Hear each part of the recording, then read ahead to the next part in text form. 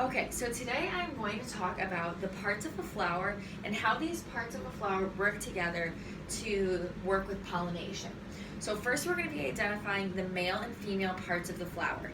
So starting with the male parts, we're going to have our male parts here. And the male parts are called the stamen. Now within the stamen we have two parts. We have up top right here is the anther. And then right here, we have the filament. Together, both of these things make up the stamen, which is the male part of the flower. Now this top part right here is used to carry pollen, and then right here, the filament is used to hold up the anther.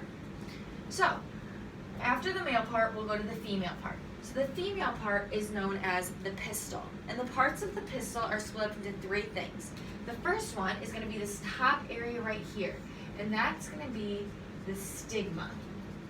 Now the stigma is very sticky and it's used to trap pollen grains. So this is used for pollination. So that's going to trap them right here. Then this long spot right here is called the style. And then the style attaches to the ovary. And within the ovary, we have ovules.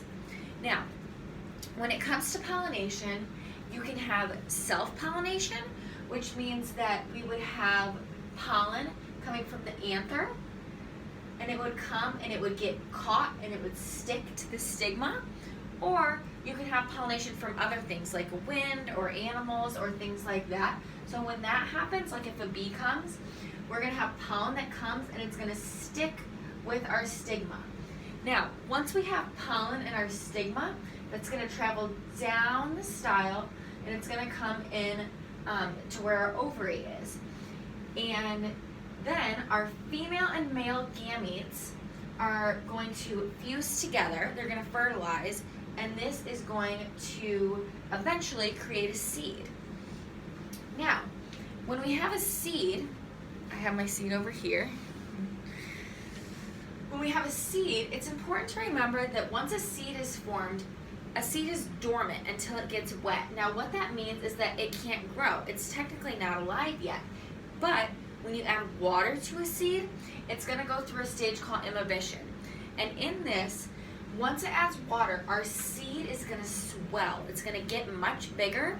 And then our seed coat, which is on the outside, which protects it, is going to eventually break.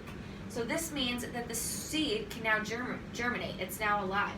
So when the seed coat is on, it's protecting the seed. The seed is dormant. It can't be living. Once we add water, that seed coat breaks. Imbibition takes place.